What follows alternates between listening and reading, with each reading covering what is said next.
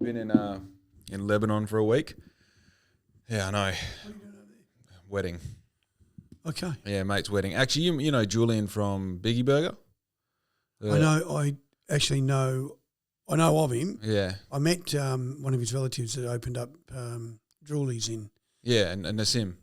Oh, is it? Okay. I don't know if they're related. I think they're just business partners. I just basically met him with Gabby. Yeah, Gabby? right. And it was in the car park next to Fitzy's. So, Yeah. it was just really brief, like conversation about more like a small bar license for his pizza shop. Right.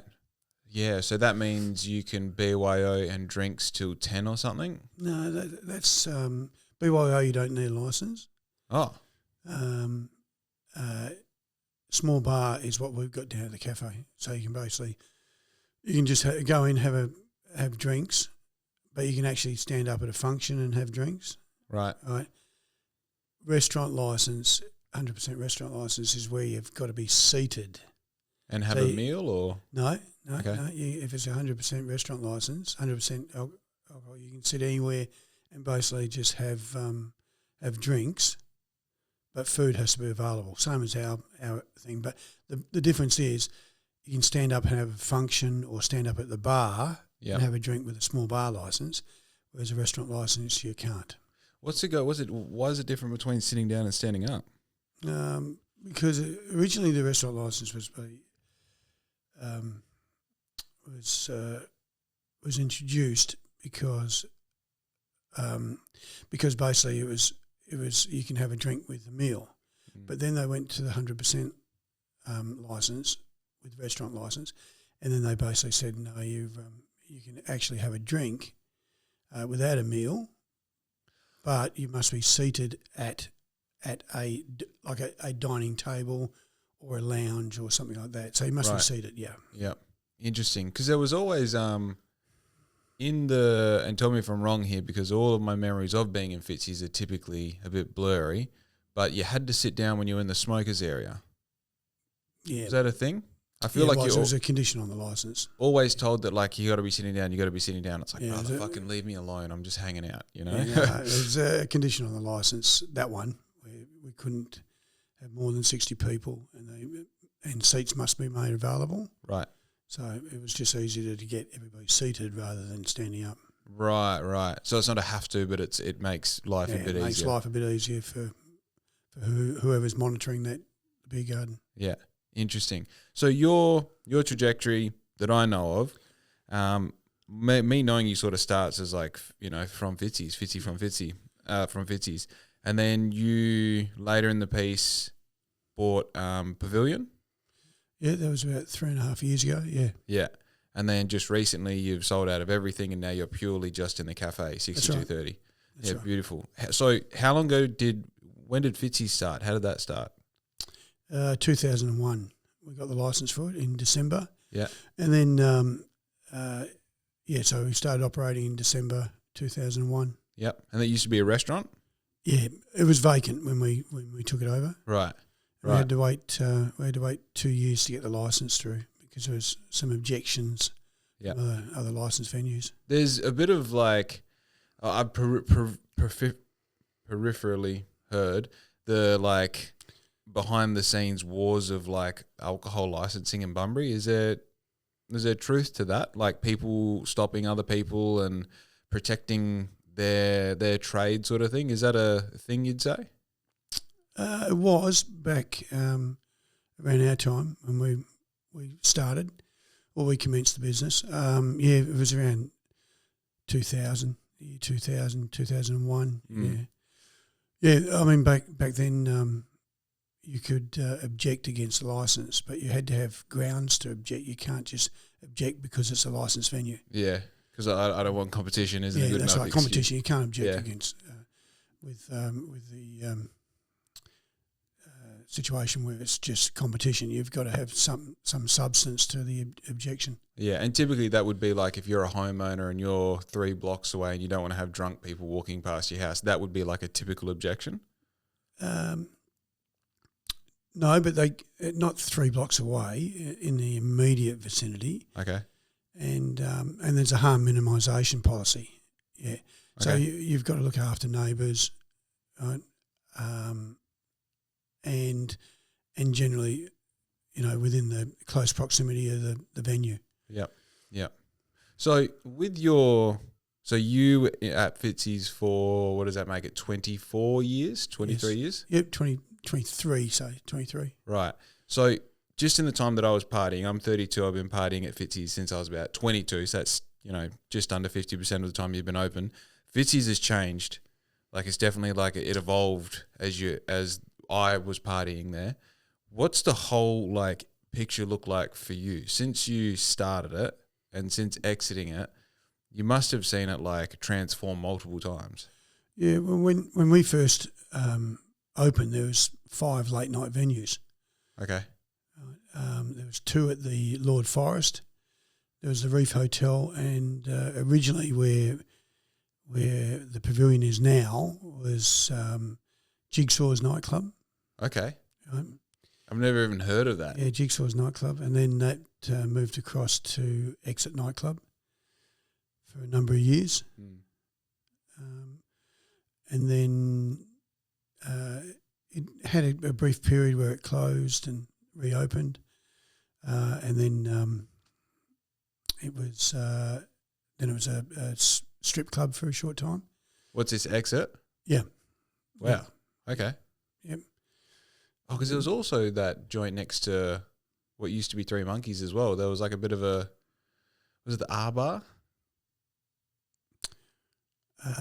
Next to Three Monkeys. No, that was across the road. That was the old Reef Hotel. Oh, okay. They had an R bar. They had a bar that they called the R bar. And is that shit's not allowed anymore, is it? Yeah, it's still able to operate. See, there's the one. There's a couple up in Perth that operate strip clubs. Yeah, interesting.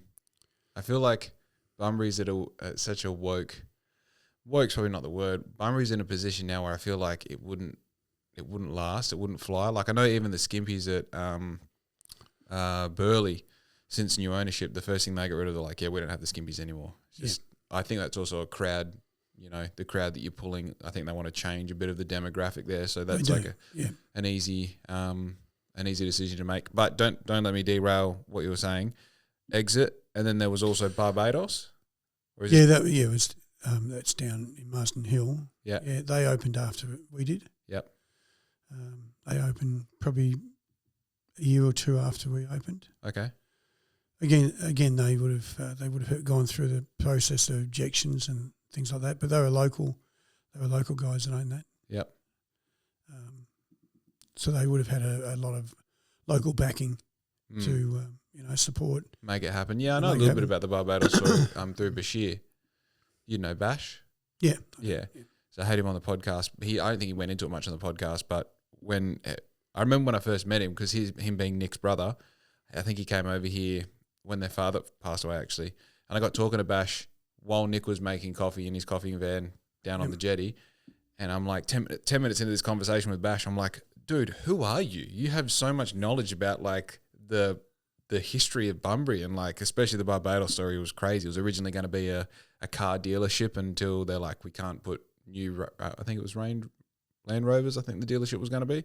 They couldn't put new cars down on the waterfront. On the waterfront next to salt water. It's like, it's a great idea in theory, but it's a fucking terrible idea as far as exposing cars to bloody sea salt breeze. That would have been a bit of a waste of a great opportunity there. Oh, dude, to be honest, I don't think I don't mean this in a derogatory sense, but I think it's a wasted opportunity now. Like, that place should be fucking pumping all the time. It's like one of the best locations, and I feel like it's. I don't want to offend anyone, but it's like it's not opportunity missed. That it's not the automatic place that everyone goes to all the time when you have that location. Yeah. Like, but anyway. I think that in hindsight, I think the guys that built that probably missed an opportunity to put the tavern downstairs. Interesting. Yeah. Okay. Because so tavern downstairs, and then more just or possibly offices or something like that upstairs. Interesting. Okay. I know. Do you know about the offices above the old Dome building? You got Dome, and it's now Milky Lane, which operates. You know, there's like offices. Yeah, I did. Yeah, they're just using it as their own admin, aren't they? I think they are now, yeah. But those offices are fucking unreal. I remember when I used to work at Dome 100 years ago, you go up there and they had, I think Dome kept the storeroom and the front office, but the offices that overlook the ocean, they were unreal. They were bloody beautiful, you know? Like little balcony and everything. Yeah. I think they were a separate commercial lease. Yeah, I believe there's another story on that where Bayview is now. There's another level there that can be used for offices too. Interesting. Like above? Yeah, above the actual tavern. Wow. Yeah. Wow. How's the property values of all of those bloody units? Like on Bonnefoy Boulevard? Yeah. I remember back in the day, they were like, when they first got brought to market, they were seemingly way too expensive then. I was speaking to a bloke the other day. I delivered a package to a bloke who's got one on the corner, not ocean facing, and the rent he has for a 3-story unit is like $870 a week.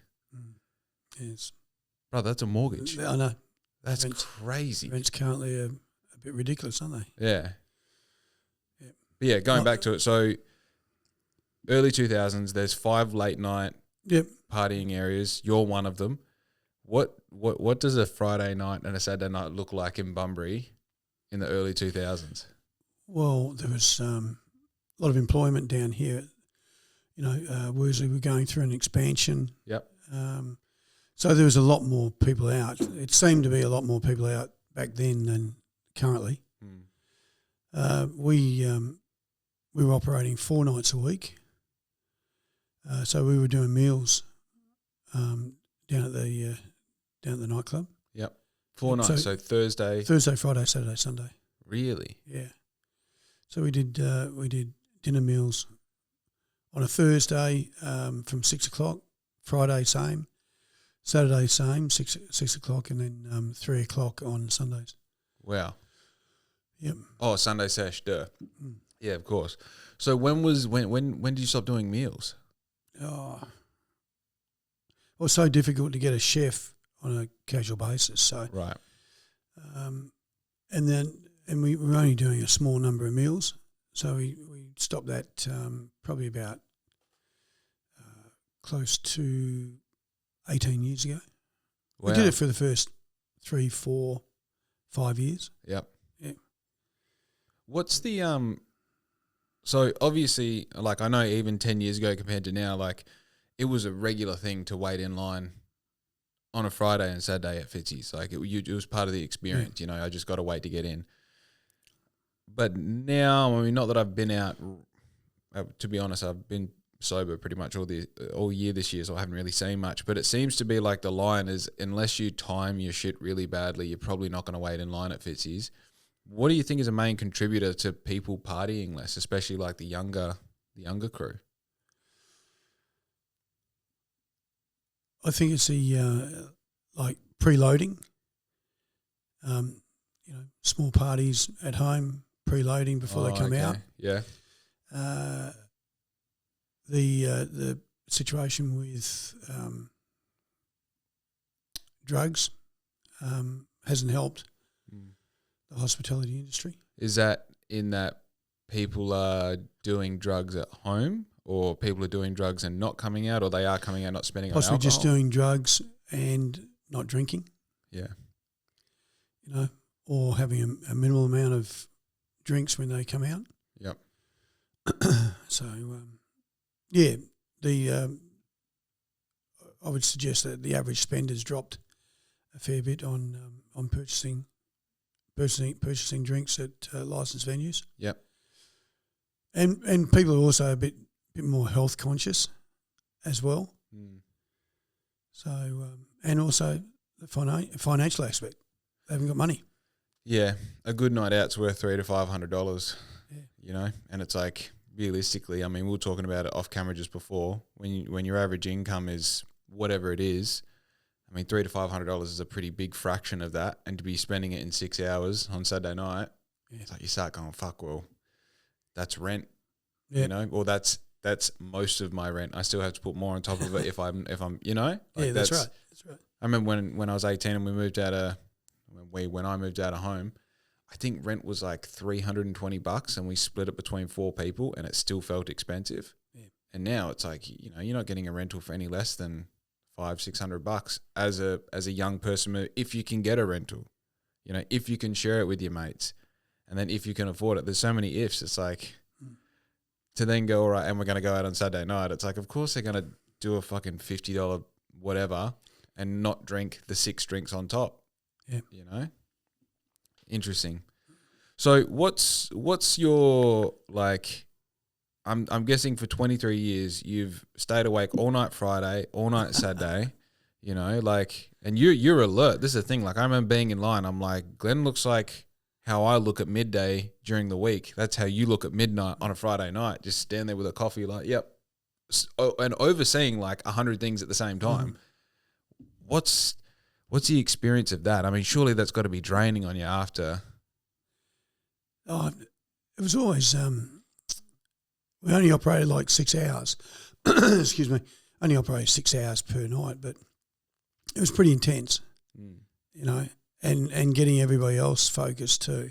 Yep. Like all the other staff and all that, and keeping them alert, you know. And it was, you know, I never really had much time to have long conversations with people. And people want to be having long conversations. Yeah, absolutely. As well. Especially when you had a couple of drinks, you just, you know. Oh, I'm guilty of it. More than once, I know. You want to chat away, but it was just getting everybody else on board and make sure that they're doing their job. Yeah. And what was your biggest staff amount at any one time? Like how many staff were you overseeing at your busiest? Would be about 16, 18. You'd be about on par with that now with the Café, wouldn't you? Yeah, I got that. Because I've got 3 full-timers, all on visas, and then just build a roster around those guys. So, absolutely. Like we had 6 on out the front yesterday for Father's Day. Yep. Oh, busy day for yesterday. Yeah, busy day, yeah. Busy.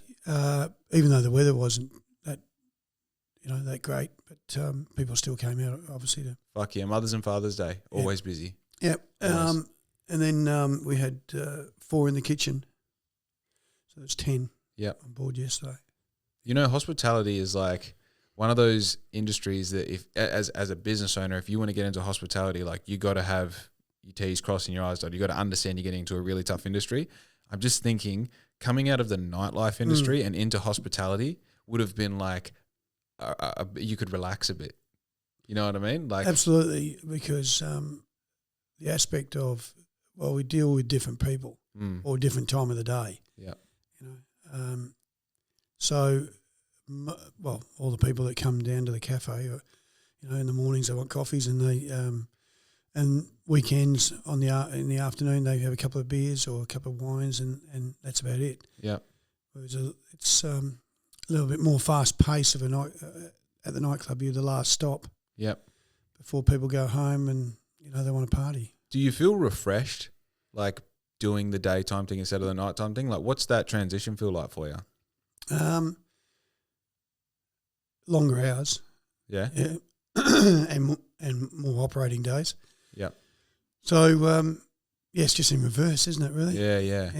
Yeah, and it's like you're weighing up pros and cons. You're like, all right, I do either a concentrated 6 hours of dealing with pissed people, or I do 100 hours of just chill people, but they want their coffee now.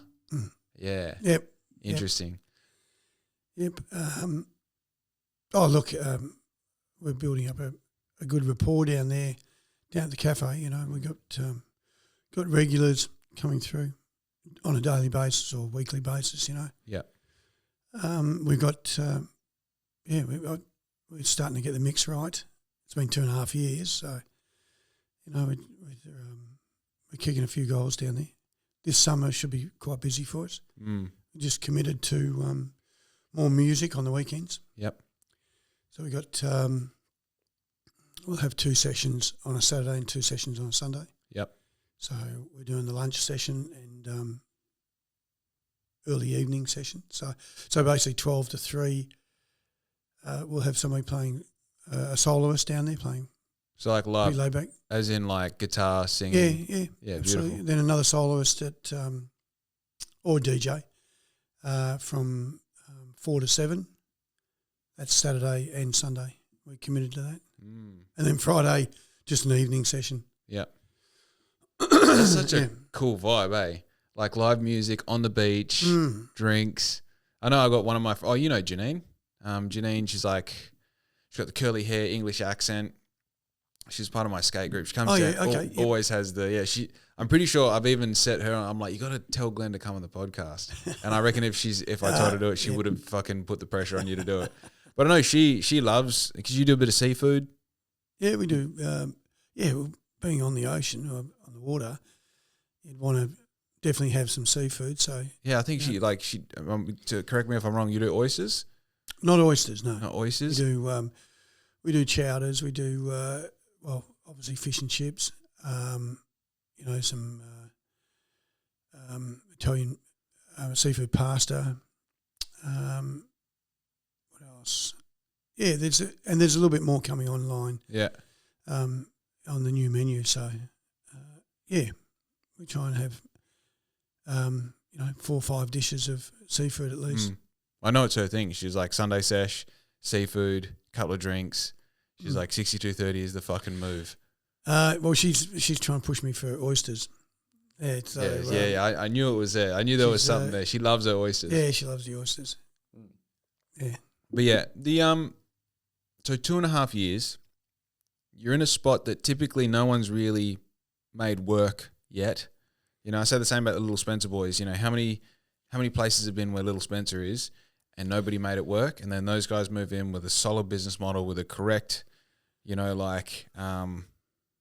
business mind or minds, and they just go from strength to strength to strength to strength. Like I'm pretty sure I'm allowed to say this. They had like every Saturday or every weekend, their numbers were better than the last for like more than 18 months. Like that's fucking crazy. Any business that you can do better every week than the week before, like, dude, that's a powerhouse. Yep. So you've been in this spot that until you got there, no one really did great things. And I mean, if we just base off how many improvements you make consistently, as in like what I can see aesthetically, because we run past every Saturday morning, you're like, oh, he's got the new doors, he's got this, he's got that going on.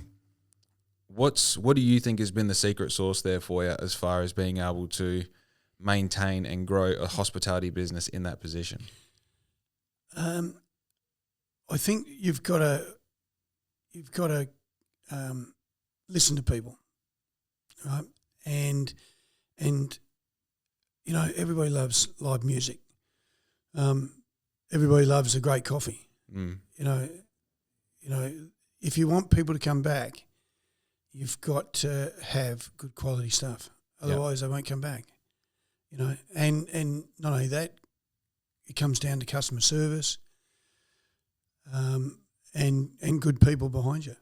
I've got some really good people down there. Really good. Maria has been a godsend since day one. Then I've taken on, as I said, a couple of new chefs.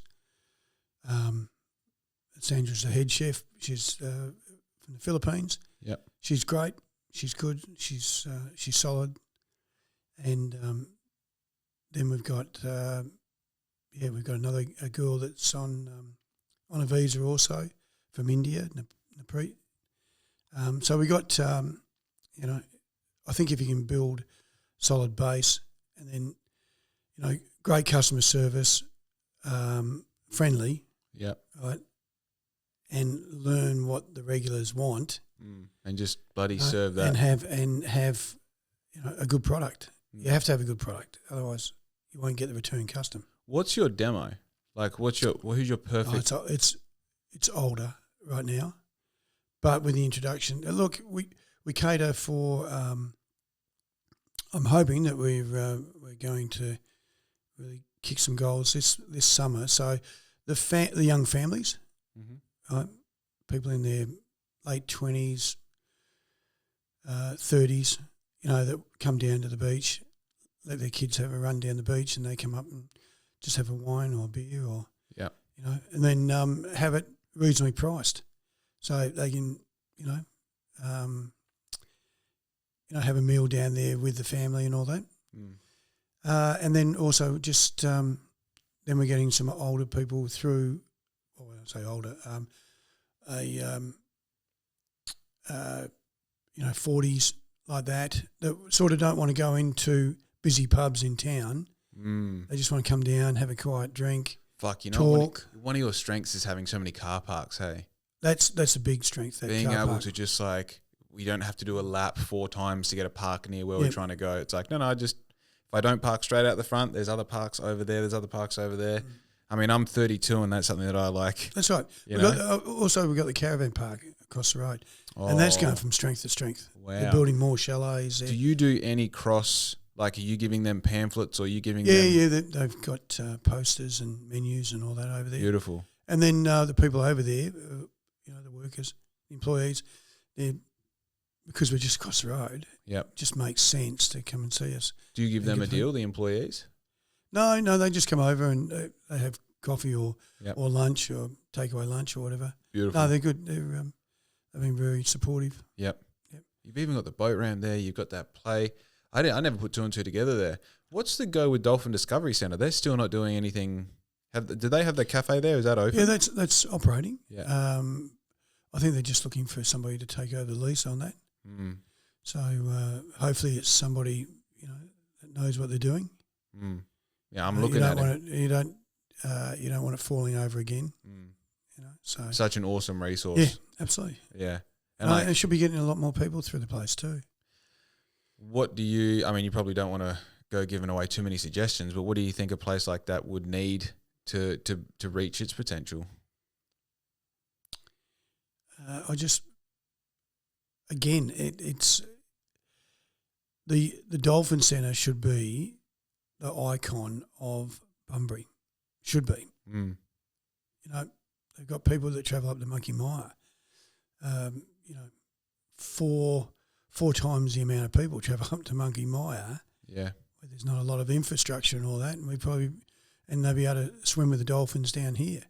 So that should be the pinnacle of Bunbury. People should know that we've got dolphins down here. 100%. 100%. I ask, you're, as someone who's also in the Bunbury 100 or 100 Bunbury book, you're an influential person of Bunbury. And I asked this question to influential people of Bunbury on the podcast. What do you think Bunbury is? What is Bunbury as far as Bustleton is a place with the jetty and the awesome venues and that on the water. What do you think Bunbury is? It is a hidden gem because we're the poor cousins to Bustleton, Margaret River, Dunsborough.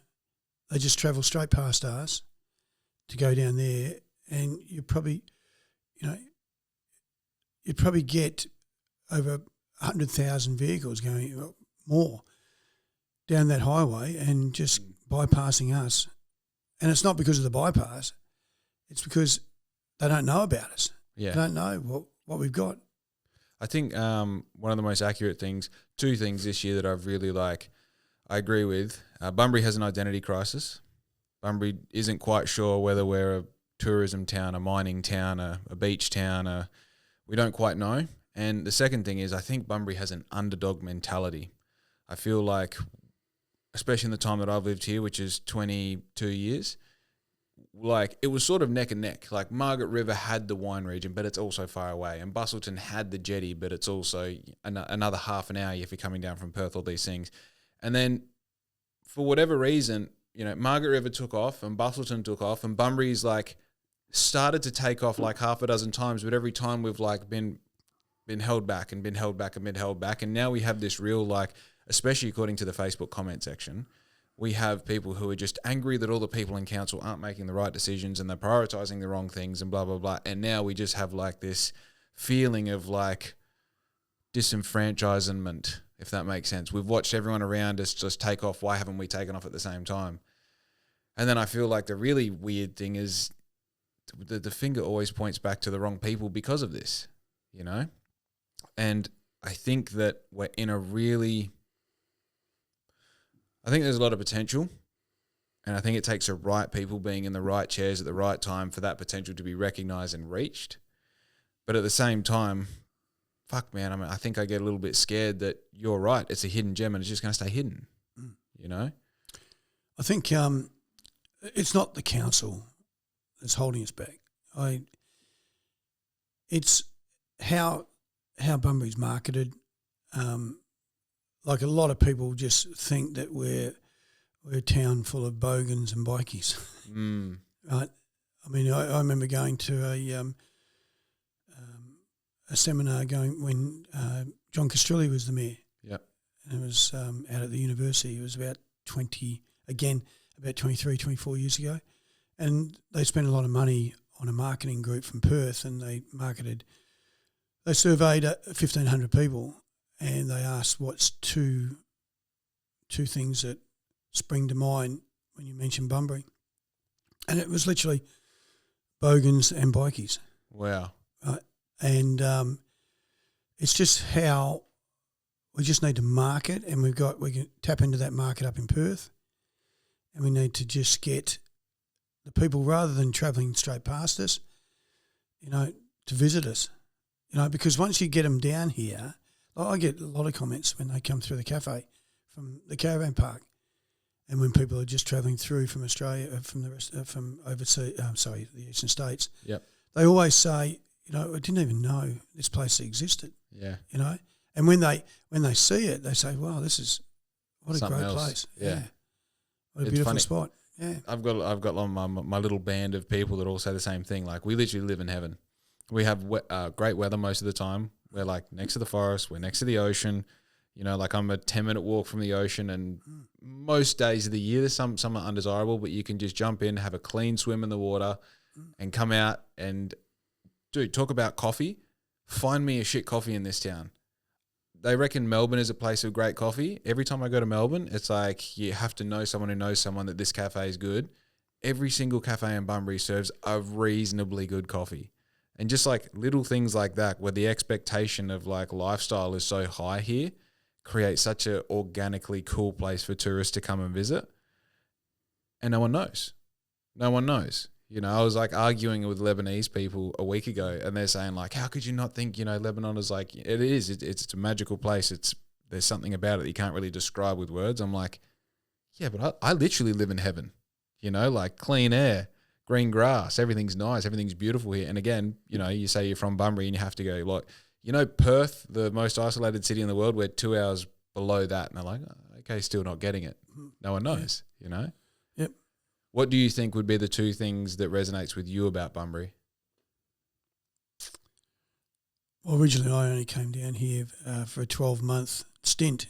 Right, where you're not Bunbury born and bred? No, I'm from Perth. Interesting. So I came down in 2001 to open the business. Yeah. And so I was only going to stay here 12 months, but, you know, fell in love with the place and decided to stay. Wow. Yeah, so yeah, I came down from Perth, not knowing anybody down here. Yep. Yeah. Bunbury would have been like a 20,000 person town at that point, I'm guessing.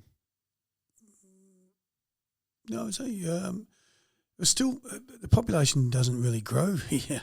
No. For some reason, it hasn't really grown. No, it was about the same size. And I mean, as I said, we had a lot more people out and about too back then. You know, people, you know, going to venues and stuff like that, and it just seemed to be a lot busier. Had a lot of hype about it back then, but you know, I haven't seen the growth of Bunbury figures recently, but I don't think there's been a lot of growth in those 25 years. We've only seen like, because obviously Treendale is new.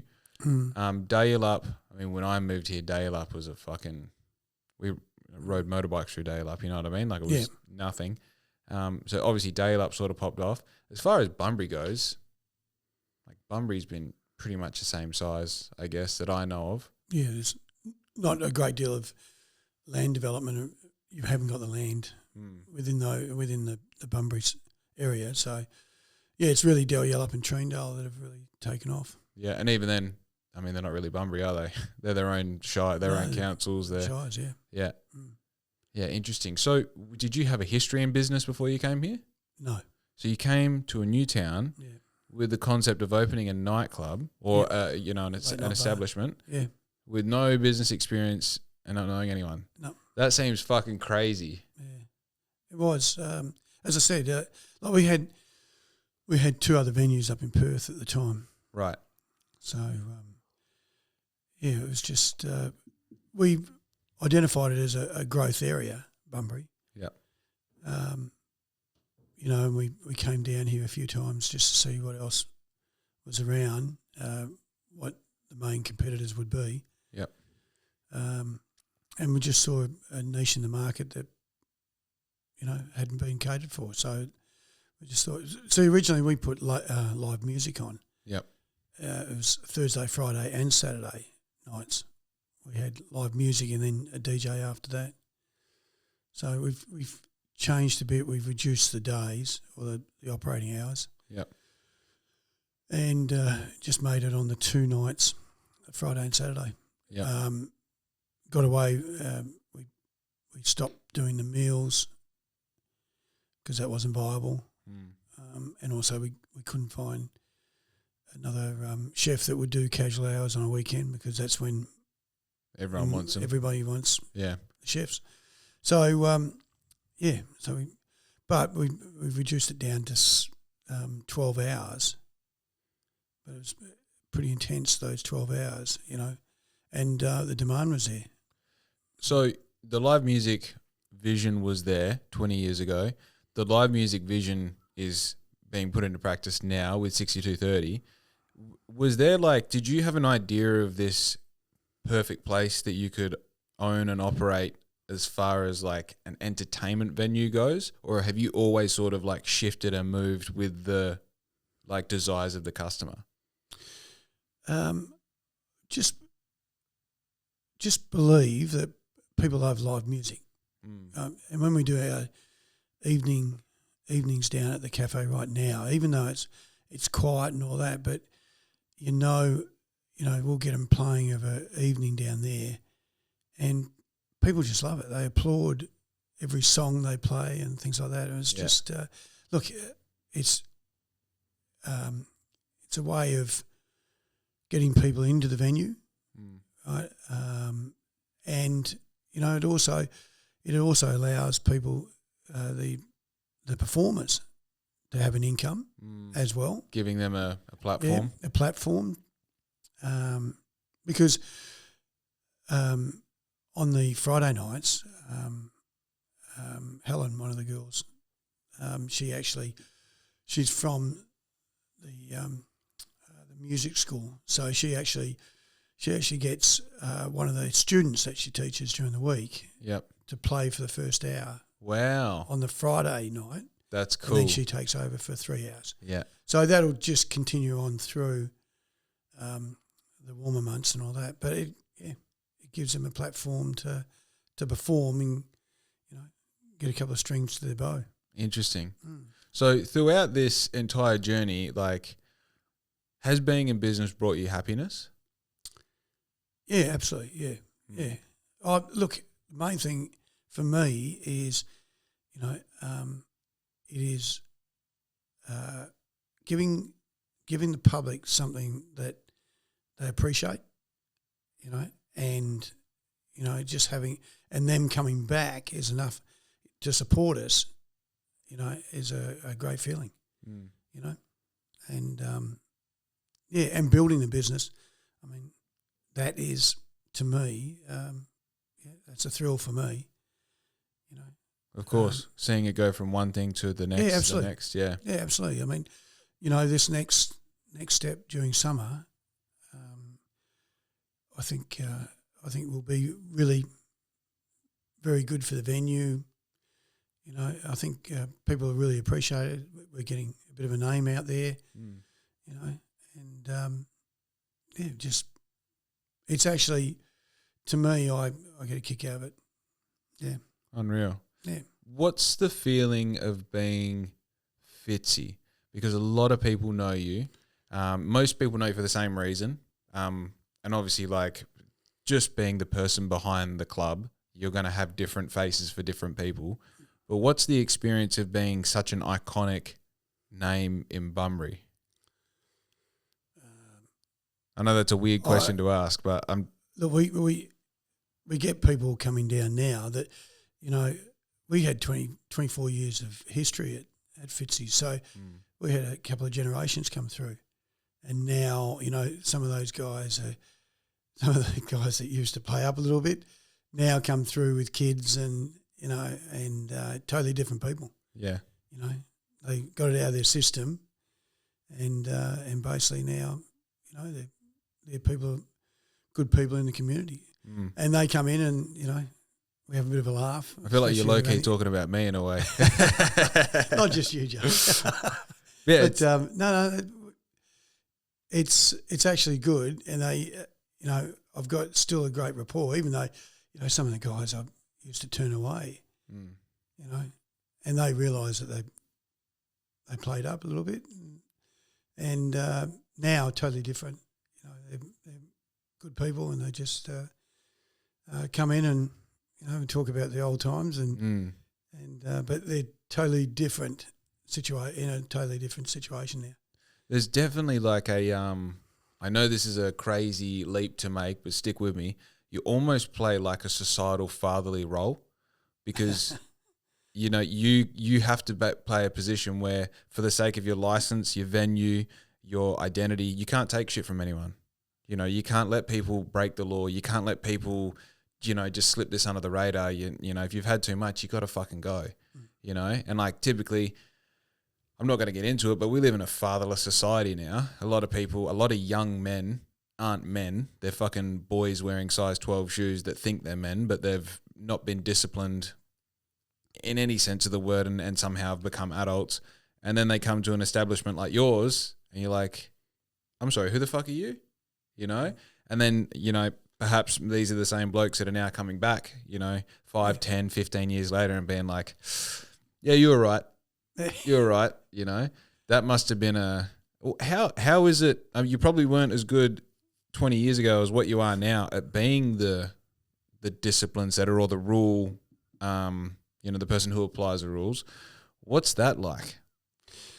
Look, there was hundreds of times when you know, if a young bloke was playing up, or he was, you know, having a fight down the street or whatever, and or he's had too much to drink, you know, there was hundreds of times when I used to just get him to one side and say, look, you played up tonight, you just can't come in.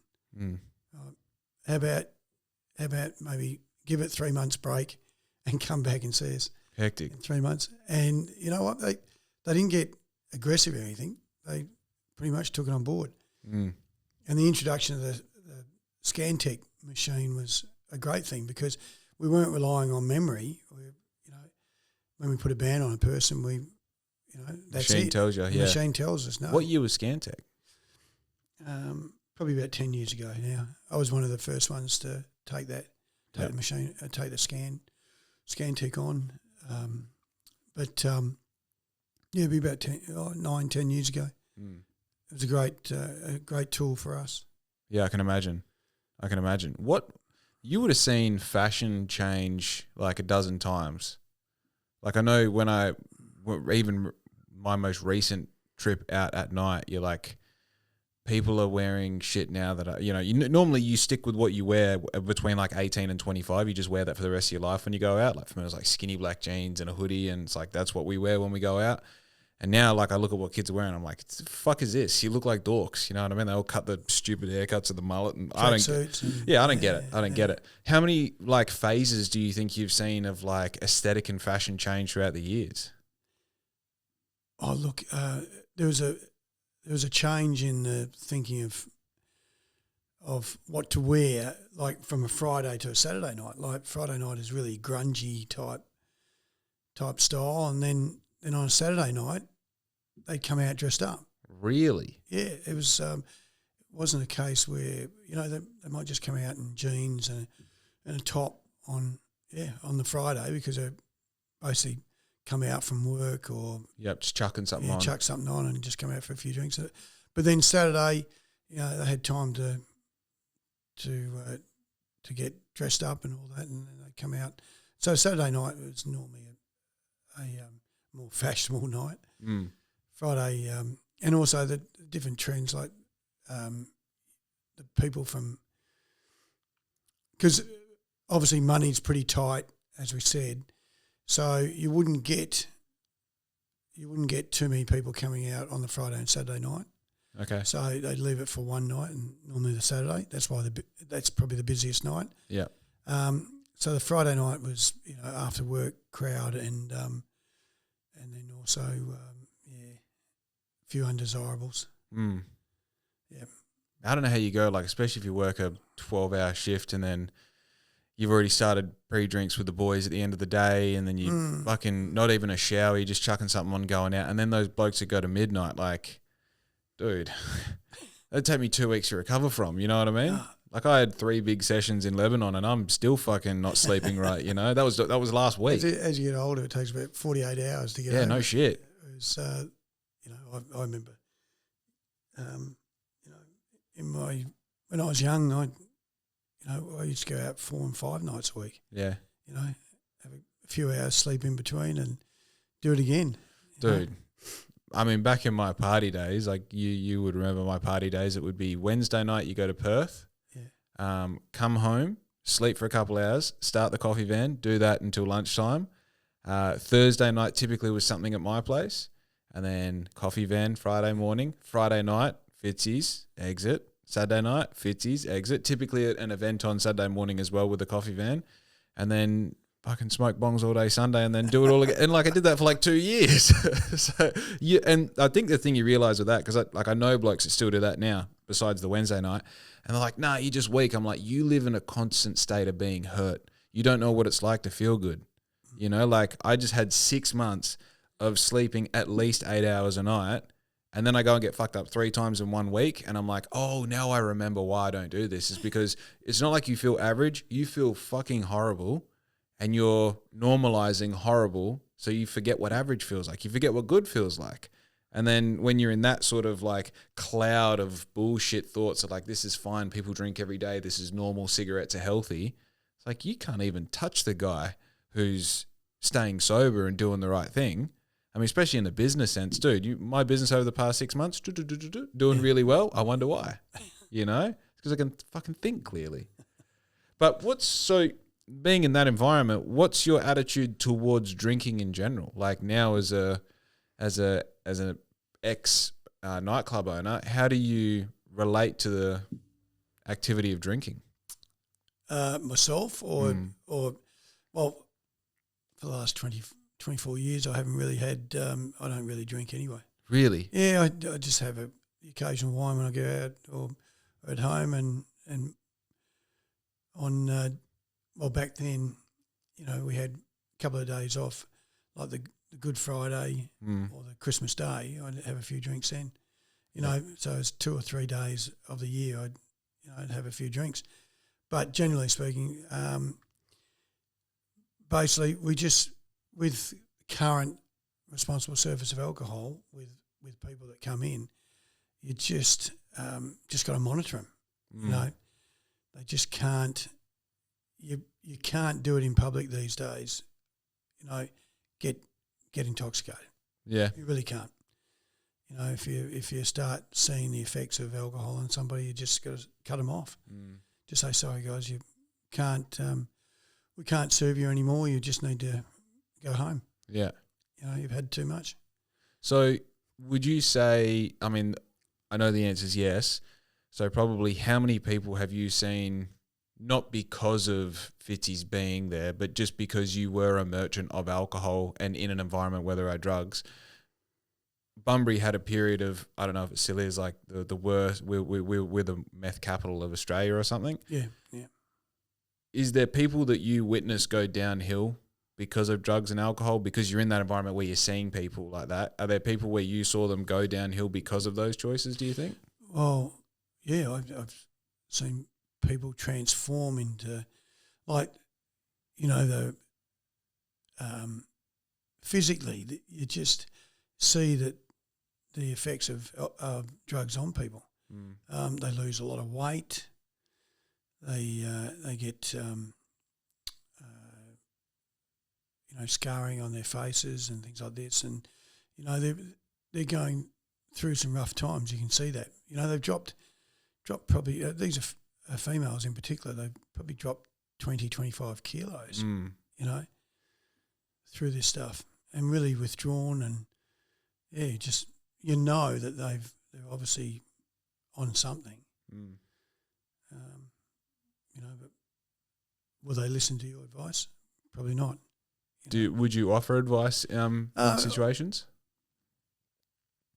I probably wouldn't want to pry too much into what they're doing, but obviously you can see the effect of it, and hopefully they're getting expert advice on it, because it's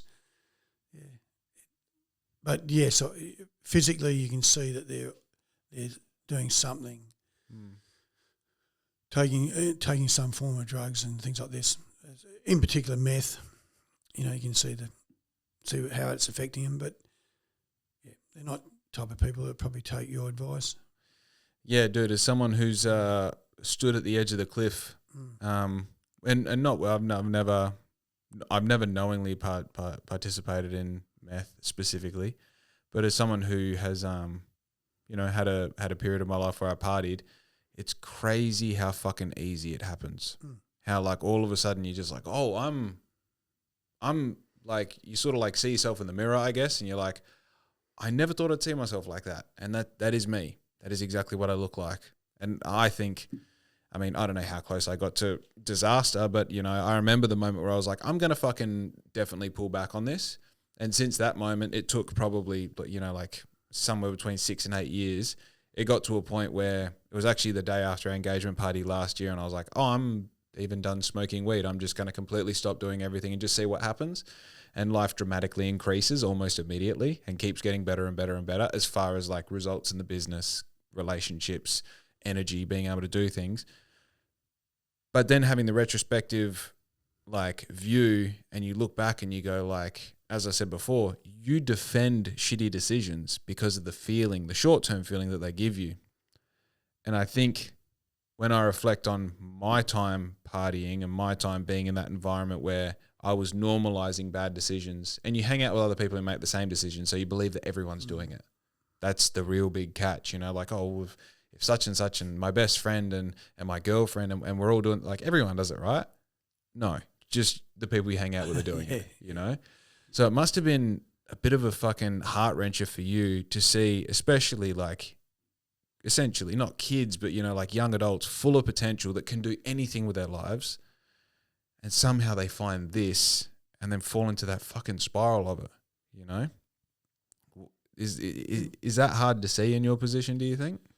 No, I've seen women as at the age of 45, 50 get involved in this stuff because they become single. They've missed out on a lot of opportunities when they were young, and then all of a sudden they're thrown into this environment where it's trendy now to do this stuff. So basically, and they might be knocking around with a guy that a little bit younger and is influenced by this stuff, meth. So they get involved, and you can see it physically how it's affected them. Yeah, they've dropped tremendous amounts of weight, and and they're on it. But again, what do you tell? Yeah, what do you do? What do you tell a mature woman, or guy or whatever, that sorry, you need to give that up. Yeah, they're not going to take your advice. Yeah, I guess at that point you're just Glen, aren't you? Yeah. Yep. So, but yeah, it affects a lot of families. What would you say was like the golden period of Fitzy's for you over that 23-year stretch? Probably the obviously when the other late night venues closed up, you know, Making you the primary. yeah, it was. We had our challenges early on because there was 5 venues, but when it started, the other businesses closed or fell by the wayside. It put us in good stead, and obviously that was that was when we were really busy, like probably around about 6-7 years, from the last 7 years type thing. Yep. Yeah. What? So I see you as like a Bunbury influencer. A weird thing to say about Fitzy, but a Bunbury influencer. I see you as a businessman. What would you say is your like sort of core tenets that you're? I know it's a bit of a segue from where we were before, but what would you say are like your core tenets that you're leaning on when you're making decisions and you're moving forward with your businesses? The people that I go to for advice, is that right? Or sort of. So, for example, when I'm making a decision in business, yep. I 100%, as foolish as it seems, depend on my gut. You look at the 3 options and you're like, this one's the most sensible, this one's probably the least sensible, and there's one in the middle. Which one do I actually like want to like almost spiritually do? And if it's the one in the middle or the one that I shouldn't or the one that I don't give a fuck, I do what I feel like I should do. And that typically puts me where I need to be most of the time. So one of my tenets is to just go, all right, I trust my gut. I trust my gut almost more than I trust facts. Yeah. That's one of the core things that I lean on. I also lean on, making sure that I have good input, making sure that I've got mentors that I trust, that I actually talk to and run decisions through. What are the sort of things that you, as a businessman, sort of lean on when you're making your decisions in business? Well, yeah, obviously gut feeling. It's you're not reinventing the wheel. So you look how what's worked in the past, what you could adapt to implement in your business. You also just take a step back and just think it through, and you don't just jump into it. You just do a bit of research and just see. Sometimes I just I grab my laptop and I just sit in the cafe and just watch patrons and just think it out what I'd like. If I went to a cafe, what I like about the cafe, or what I like about the bar, so you basically just really think it through and see what's worked in the past, because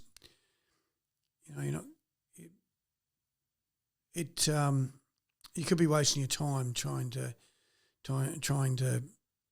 reinvent the wheel. You just need to just work out like one of my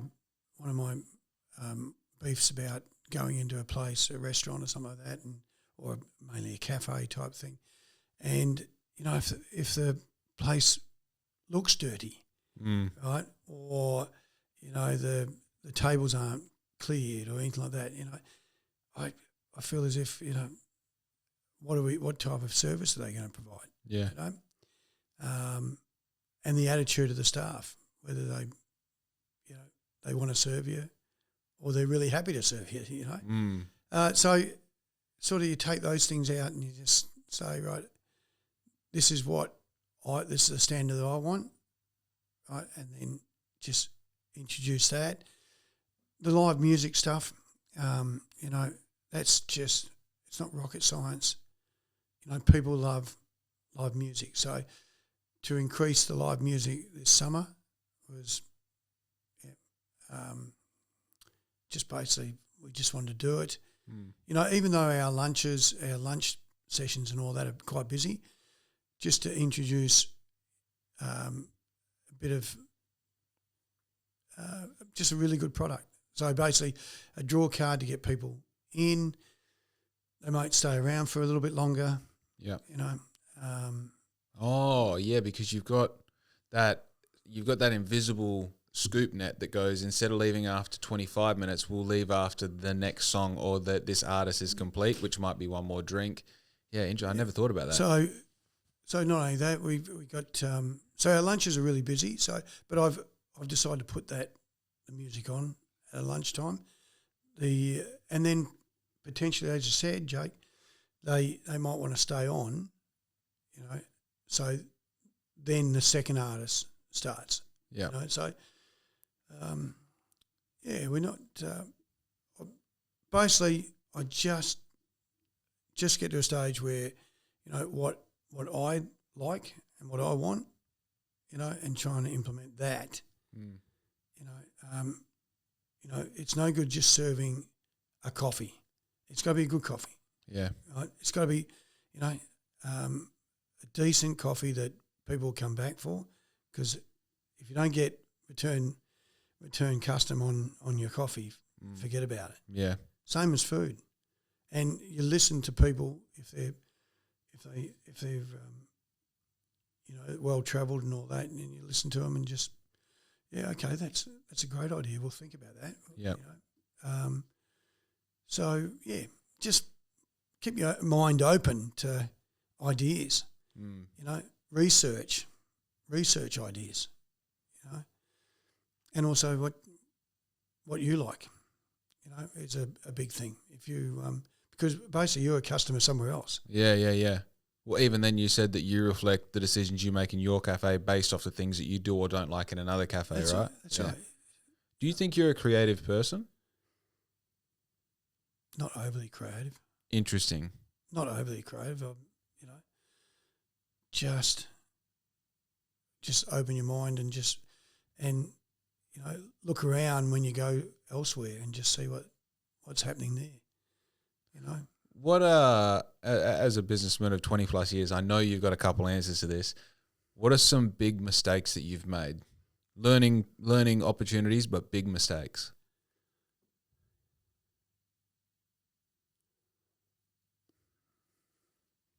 Big mistakes.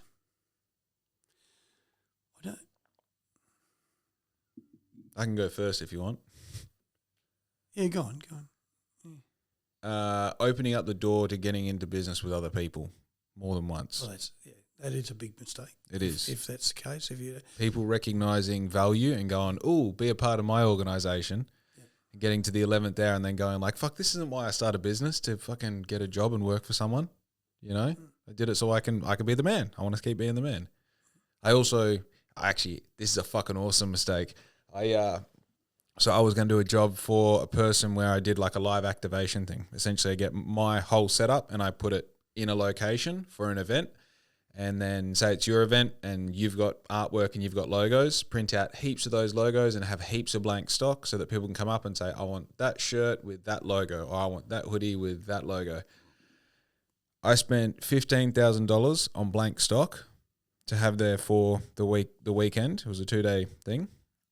And had staff. I bought extra equipment to manage the workload. I ended up finding out on the day that there was no power, so I had to hire a generator. And like even had to like buy more coat hangers. Or like I had to spend so I probably spent like, let's say 17 grand, and I made $180. I didn't profit $180. I made $180. So by the time I was done, not only did I have $14,950 worth of stock left, which I still have some of, by the way. This was years ago. I still have some of that stock. I had to pay the people, pay the generator, have all this fucking extra shit that essentially I threw out the next day because you have no use for it. So, you know, you, as I said, big opportunity to learn from these things. But at the time, I'm just like tail between my legs, like, what the fuck was I thinking was going to happen, you know? But you don't know until you don't know. No, that's right. Yeah. That's right. Look, there's nothing that springs to mind.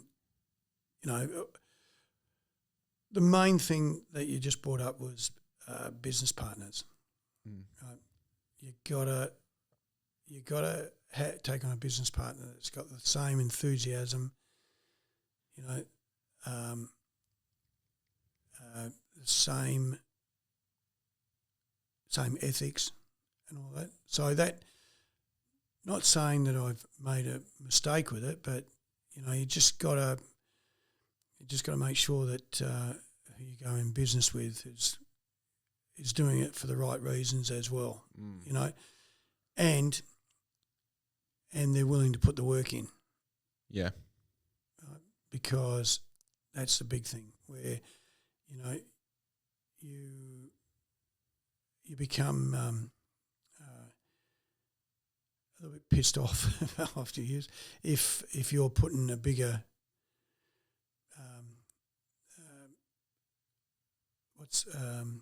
if you're putting more into it than they are, and then it becomes a bit of a pain. That you're putting the bigger effort in, and they're getting the equal return. Yeah. You know, I had an investment property years ago, and the guy that I purchased the property with, we went 50-50 on it, and what happened was he was working up north, so I was putting all the effort into renovating all that. Because you're there, yeah. Yeah. And then I find out that he's getting the tax benefits as well, for better tax benefits, because he's got to travel down to no way to view his property. So that's double dipping. So he's getting the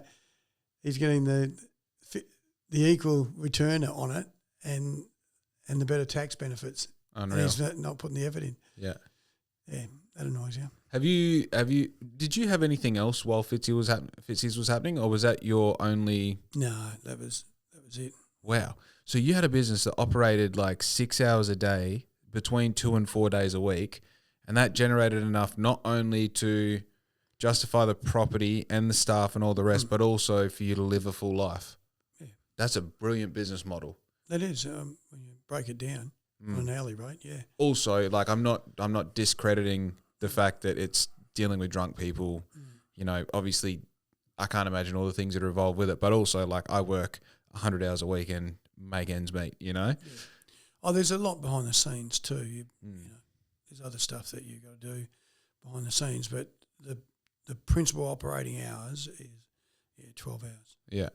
Would you class yourself as a hard worker? Yeah, absolutely. Like an extremely hard worker? Oh, absolutely, yeah. Always on it.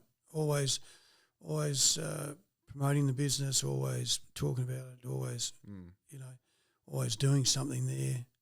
Like now, I get in the cafe, I'm 6 days a week, you know, early starts, 3 late nights, you know, and then the day off, so-called day off, is doing paperwork. All the stuff that you can't do the other 6 days. Exactly. Is the work an effort for you, or does it come just naturally to you? There's been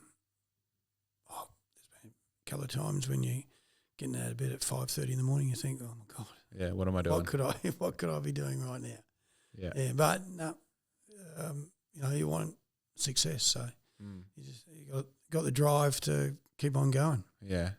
Do you think you have a vivid imagination? Not vivid. No, I just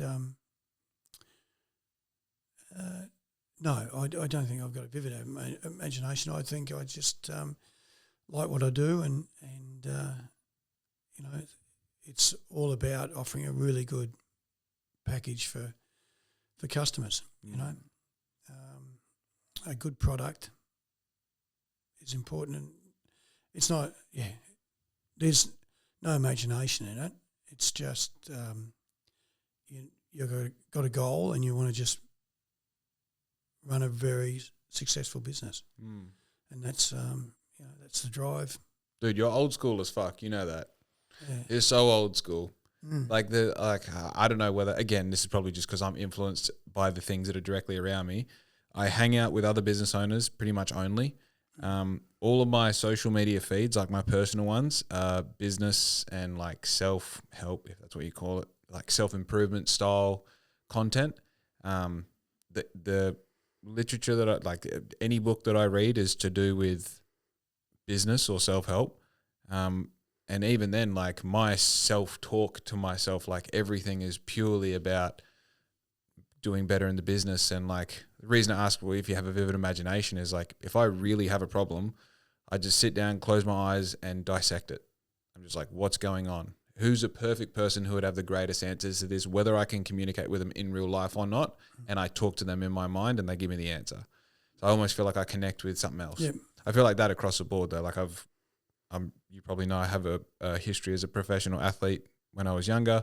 Obviously having the coffee van was a really good experience of running a shitty business. The Black Ink itself used to be a coffee van, then a clothing brand, now turned into Outfit Co., which is like a supply and decoration business, which now I'm starting to pivot back into having my own brand now that I have all the abilities to market, create, and fulfill those things. And I think that like, especially when I talk to people who have been in business a long time and usually across industries, they don't do any of the shit that I do. They're just like, just fucking work hard and figure it out. Yeah. You know? And I think the more I understand about your process and your journey, you very much are just work hard and figure it out. That's right. Yeah. That's right. I don't tell an employee to do something that I won't do. How do you go? Yeah. So how do you go with like delegation? I'm like, I employ my fiance, and the only real problem I have with staff is being boss Jake and fiance Jake, and knowing how to change the tone and how to like, I really have to guide, you know, like, hey, like I know this is fun, but can you do the fucking job, please? Like that sort of thing. How do you go navigating delegation, especially like a lot of tasks in hospitality are quite simple and straightforward. Like, hey, I know it's not fun. Can you just clear the tables, please? How do you go dealing with something with those conversations, do you feel? I don't see myself as a micromanager, but I generally, if you tell a person once or twice, that should be enough and show them. But this day and age, with the current generation, it's really hard. As if they don't want to be told what to do, you know. But that's why I've gone now. For 2 years, we've had the business 2.5 years, but for the first 2 years, I just thought, oh my God, this is hard work. This is like you've continually got it like a revolving door of staff, employees, right? And particularly the ones under 18 that you're not abrupt or anything with them. You've got to treat them with kid gloves, right?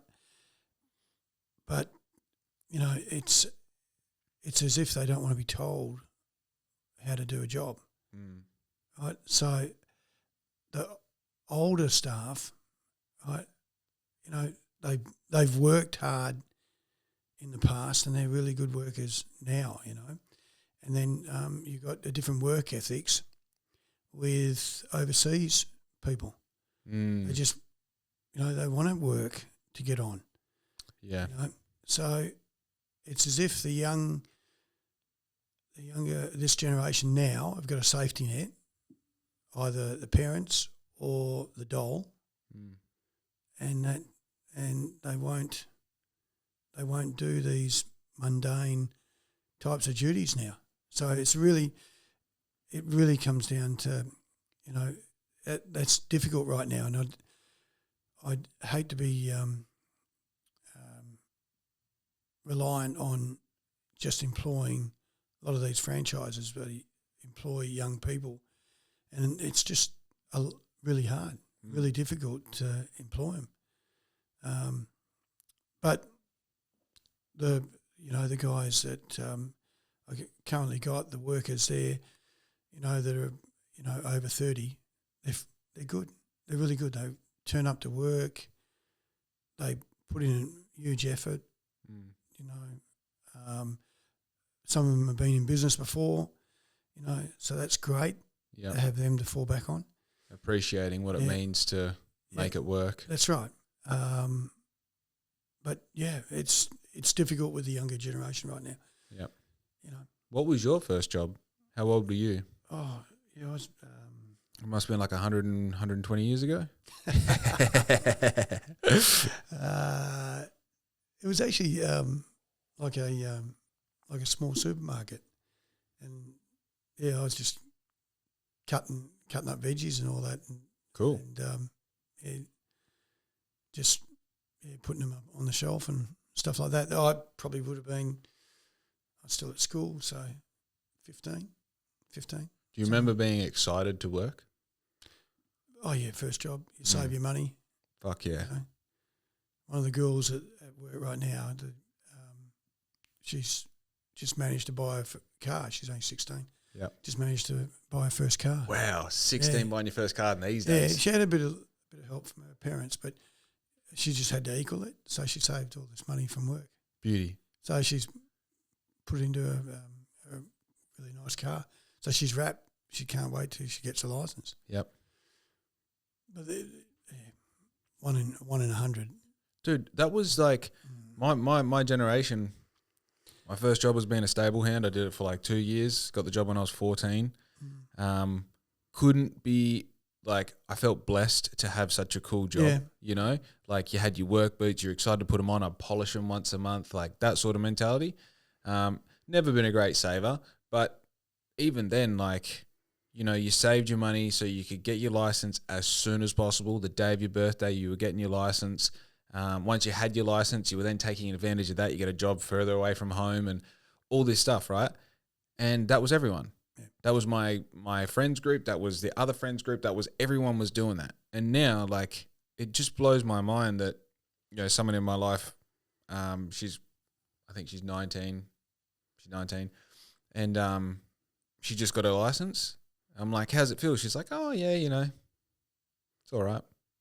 It's like, fuck, man, you could have had it 2 years ago. You could have, literally at 19, I'd already done 200,000 kilometres, you know, because you're like, well, we have to go to Perth every weekend to make sure we make the most of it. I think I was living in Perth and driving backwards and forwards, you know.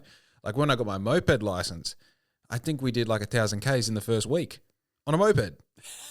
You know, like you do the maths. I was on that moped for most of my waking hours, you know, with someone on the back. And I don't know what has changed. I don't normally you can find a through line between where we were and where we are and go, oh, it's because, you know, Uber came about and everyone's doing Uber. But even then it doesn't make sense. It's like that element of like freedom and being able to like, if I work 30 hours this week on top of school or whatever I'm doing, I can have an extra $600, $700, $800 in my bank account and I can spend that on whatever I want. That just doesn't seem to compute, you know? And I don't know, maybe it's this.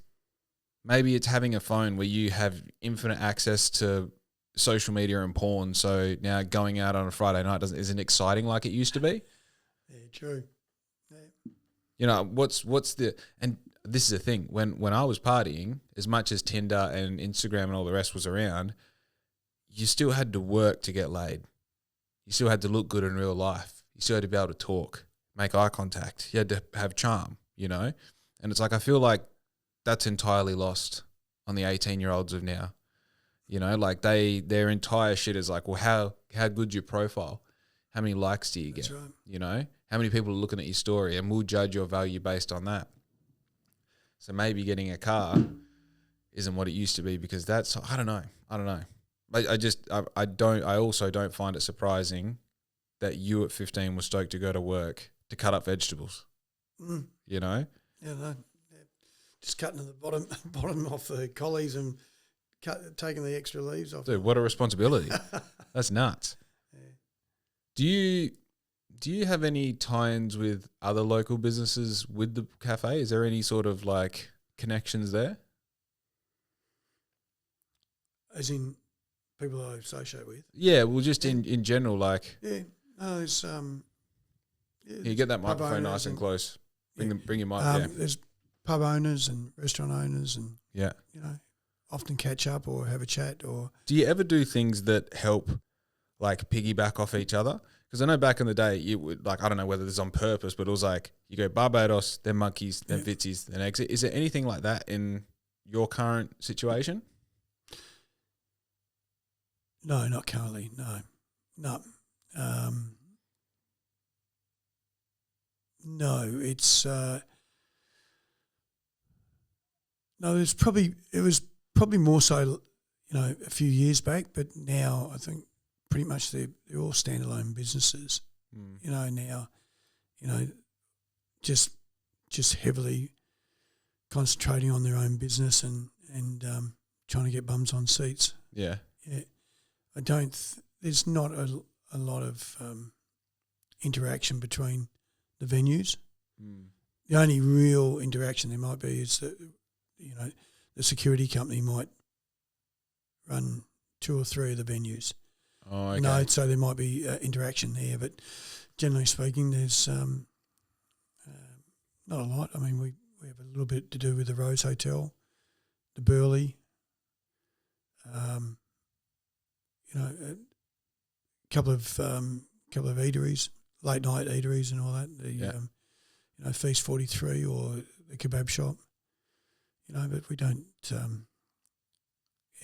We did run a bit of a promotion with one of the kebab shops before. That was just to move people out of the street and get them down to the kebab shop type thing. So we offer them a discount voucher, to get something to eat rather than thinking about having a punch on. So it was really just to get them off the street when we closed up. Do you have like a bit of a mastermind group with other business owners at all? Like, are you not purely just for like, revenue raising, but more as a probably the Accord, the Bunbury Accord meeting every second month.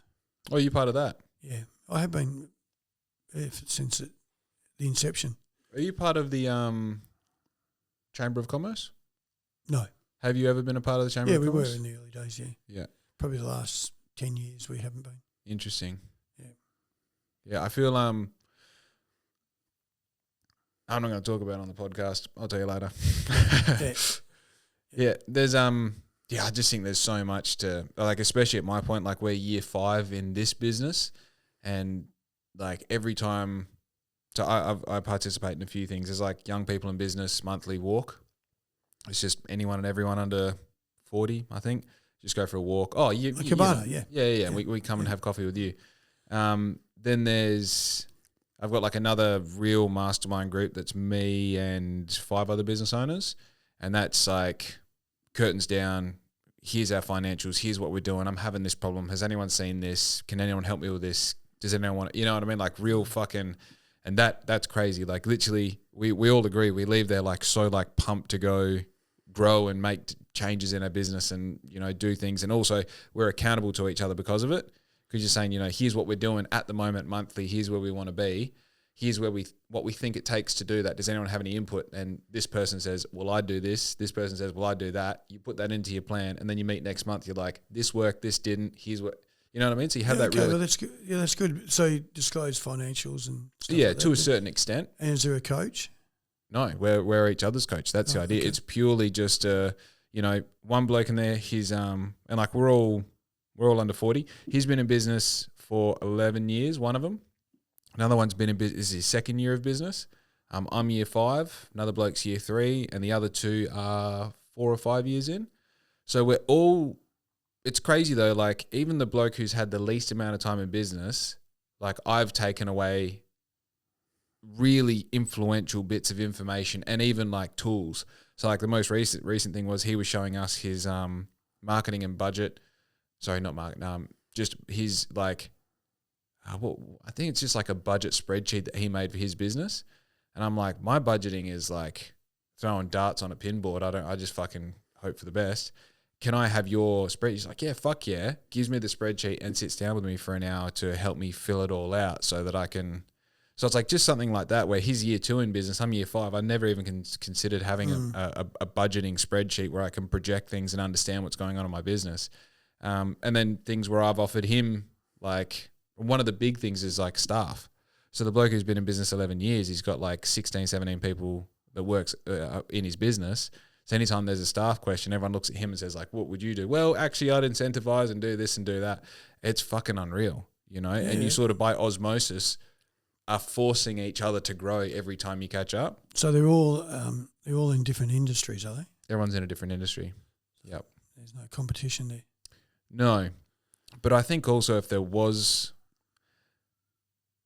Dude, I don't believe in competition, eh? I don't. Even like the other workwear places in town, they're not my competitors. They don't do what I do.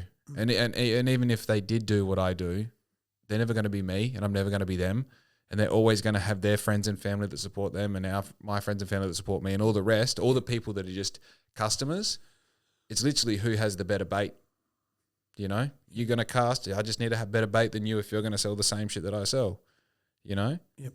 Like, do you think 6230 has competition, like directly? Well, there's other cafes, but you don't really think about them when you're running your business. You know, just want to make sure that you're serving or doing the best that you can. Having the best product.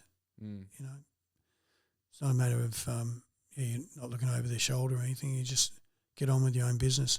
Yeah, for sure. What do you think? What's your vibe on the Burley now with the new ownership? Look, they're obviously trying to clean it up. They've come down from Perth and excuse me, and they're they're just trying to, you know,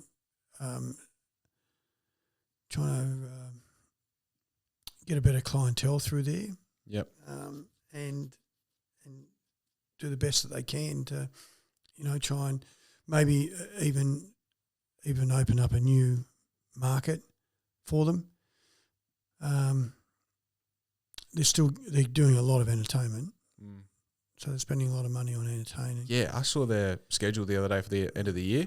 It's crazy. They have so much going on. Yeah. They're doing up the rooms upstairs, renovating them. Yep. So they, you know, it did need a spruce up. That's for sure. The building. So I hope it does good for him. You know, it's just is there enough to go around of that better market? I'll soon know. The entertainment obviously is a big thing for him. I think because I met Homegirl. What's her name? I want to say Fiona. Yeah. So I met Fiona just on a whim, actually. I was walking through another establishment. Someone was like, hey, that's the Black Ink guy I was just talking to. Hey, you meet each other. And then we end up having like a half-hour conversation. Like awesome energy. Yeah.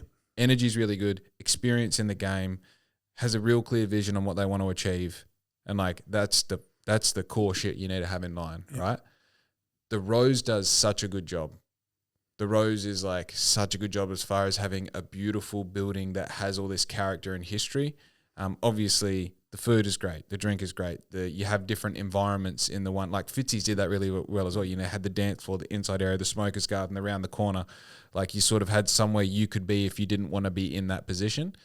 I'm really like, I want everyone to do well. I want the Burley to have a cool turnaround story, and in 12 months' time you go like, fuck yeah, I mean, I'd go down there on a Friday as someone, would you believe I don't really like leaving the house. I don't like going out and partying, but you want that to be the case. I think is there enough space for two things like the Rose within spitting distance of each other? We'll see. We'll see. I think there is room for a different demo than the Rose, but I think when I squint my eyes and look at both of them, they're going for the same thing. And especially when you look at the Rose, you look at the farm, like those motherfuckers know what they're doing. Yeah. Like so well. Then again, like I said, prove me wrong. Like I think knowing what they want to achieve, having the right energy behind them, and also having the rooms, I mean, there's a bunch of rooms. Like, does the Highway use their rooms, do you know? No. Like that, there's rooms there. They haven't renovated upstairs. The Prince, you can get rooms at the Prince? Yes. Yeah. So, like, and do the Rose hire out their rooms? Rooms, as in the hotel rooms at the back? They have rooms. Upstairs? I don't think they do the upstairs. I could be wrong, but definitely they've got 56 units or something out the back. Yeah, where the drive-through is, eh? Yeah. Yeah. So that's just one of those things. Like, man, I live in Bunbury. I would get a room at the fucking Burley, at the Rose, if it was those ones that overlook, because it'd just be cool. You know what I mean? If you're going out for a night out, you're like, cool, we stumble up there, that's it. I can fucking walk home the next day. That's awesome. Yep. You know, plenty of times I've got a room at the Lord Forest just because, you know, you'd rather bring everyone to a hotel room than your house. Yeah. You know? But, yeah. Anyway, is there anything that you would like to promote, discuss, ask me before we part ways for the day?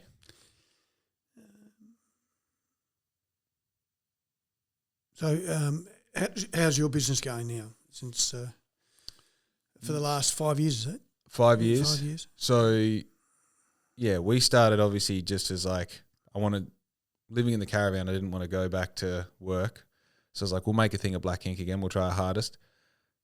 Realized that I had to make my own clothing if I was going to make it like financially viable, because at that point I was like getting shirts made for 40 or 45 and selling them for 50. So you got to sell a lot of shirts to make it worthwhile. And yeah, bought a screen printer, bought a vinyl cutter and printer, and sort of played around with those for a bit, sold them, and then moved into heat press stuff. And then from sort of that moment, which was about 3 years ago now, you know, getting my own heat press, and then getting my own printer, like my own DTF printer, which does the heat press prints themselves, moving into this house, getting rid of the vinyl cutter and printer. So now we're just DTF prints. Like on Friday, we just got another piece of equipment, which is like an auto heat press. So it has two platens, but just automatically moves from one to the other every 30 seconds. So it's like getting rid of that RSI. We're at a really exciting point of the business where I'm still, like I said, like I'm still like making ends meet seemingly every Sunday night before pays. I'm like, fuck, do we have enough to pay ourselves?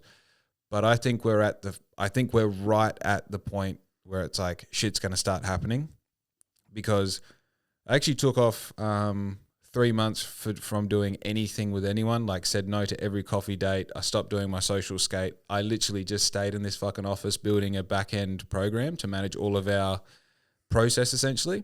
So now if you're a new customer, I send you a form, you fill out with your name, your ABN, your contact details, blah, blah, blah. That automatically generates into my system and into my accounting. Then when we create projects, that automatically generates into my system as well, creating purchase orders. It automatically generates invoices within my accounting and then reports that back to my system. Riz then has that system also live on her laptop in the workshop, so that she knows all the information as it's happening. So she knows when the customer's ordered, when the purchase order's been purchased, when it comes in and been received, when the prints that she needs have been printed. So basically we now have something that keeps every stage accountable. Then right at the end of that, I then took another month off talking to anyone doing anything, just learning marketing. So I've just learned Facebook campaigns, or Facebook and Google campaigns, which I turned on for 4 days and spent like $140 on ad spend, had 20 leads in those 4 days that I think 12 of them ended up turning into sales, which I think was around the $5,000 to $6,000 worth of income generated. So $140 spent getting $5,000 to $6,000 worth of work through the door is fucking crazy. You know, normally it's 1 to 10 market. You know, for every dollar you spend, you get $10 back marketing spend. So we really like blew that out of the park. Then I went on a holiday for a week. So I'm now sitting on the back of having a system that can allow us to scale. We've got a printer that is 10 times the size of what we're ever going to need it to, so we're not ever going to be bottlenecked by the printer. We've now got 4 heat presses. So essentially the next step is, we've got the marketing capacity as well.